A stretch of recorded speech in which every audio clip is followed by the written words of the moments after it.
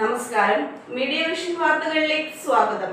Kozhikode beach ആശുപത്രി, Avala P K. Sankara Kurup സ്മാരക കുടുംബാരോഗ്യ കേന്ദ്രം, മാനവ മഹിളാ വേദിയുടെയും സഹകരണത്തോടെ നേത്രരോഗ പരിശോധന, തിമിര ശസ്ത്രക്രിയ രോഗനിർണയ ക്യാമ്പും ജീവിതശൈലി രോഗനിർണയ ക്യാമ്പും സംഘടിപ്പിച്ചു.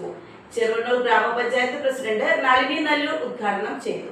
കോഴിക്കോട് ബീച്ച് ആശുപത്രിയുടെ സഞ്ചരിക്കുന്ന നേത്രവിഭാഗത്തിന്റെയും ആവള പി.കെ. ശങ്കരക്കുറുപ്പ് സ്മാരക കുടുംബാരോഗ്യ കേന്ദ്രത്തിന്റെയും ആവള മാനവ മഹിളാ വേദിയുടെയും സഹകരണത്തോടെ മാനവയിൽ നേത്രപരിശോധന, തിമിര ശസ്ത്രക്രിയ നിർണയ ക്യാമ്പും ജീവിതശൈലി രോഗനിർണയ ക്യാമ്പും സംഘടിപ്പിച്ചു.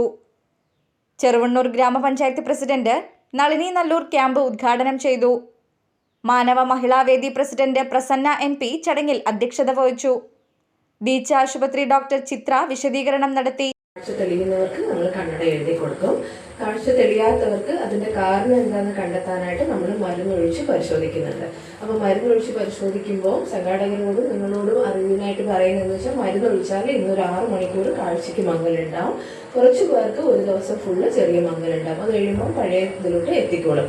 അതെന്തിനാണ് ആ പരിശോധന ചെയ്യുന്നതെന്ന് വെച്ചാൽ മരുന്നൊഴിച്ച് ചിലപ്പം കാഴ്ചക്കാർക്ക് തിമിരം ഉണ്ടാകാം, ചിലപ്പോൾ ഞരമ്പിൻ്റെ പ്രശ്നങ്ങളും ഉണ്ടാകാം. അത് നമുക്ക് മരുന്നൊഴിച്ച് നോക്കിയാലേ മനസ്സിലാവുള്ളൂ. അപ്പം ഷുഗർ ഉള്ളവർക്ക് നമ്മൾ നിർബന്ധമായും നിങ്ങളോട് മരുന്നൊഴിച്ച് നോക്കാൻ പറയും. കാരണം എന്ന് വെച്ചാൽ ഷുഗർ ഉള്ളവർക്ക് കണ്ണിനുള്ളിലും ബ്ലീഡിങ്ങും കൊഴുപ്പടിയിലും ഒക്കെ വന്ന് കാഴ്ച പോകുന്ന ഡയബറ്റിക് റെറ്റിനോപ്പതി എന്ന അസുഖം നമുക്ക് നോക്കി കണ്ടുപിടിക്കാൻ പറ്റുന്ന ഒരു അസുഖമാണ്. Block panchayat member VB Rajesh master, grama panchayat member VK Narayanan, health inspector Prasad, junior health inspector Mustafa, Manava Kalavedi vice president Vijayan Avala, Rajan Areekkal എന്നിവർ ആശംസകൾ അർപ്പിച്ച് സംസാരിച്ചു. മാനവ മഹിളാ വേദി സെക്രട്ടറി അനുശ്രീ SR സ്വാഗതവും വൈസ് പ്രസിഡന്റ് ഷൈനി VP നന്ദിയും പറഞ്ഞു. റസിയ AP, ജമീല സൈബി വില്ല, ഷീന സുധി, ഷീജ മുരളി, ശ്രീജ മലയിൽ, നബീസ TP തുടങ്ങിയവർ ക്യാമ്പിന് നേതൃത്വം നൽകി. 60 വയസ്സ് കഴിഞ്ഞവർക്കായിരുന്നു മുൻഗണന. എന്നും 100ഓളം പേർ പങ്കെടുത്തതായും സംഘാടകർ പറഞ്ഞു. News bureau, media vision, Perambra.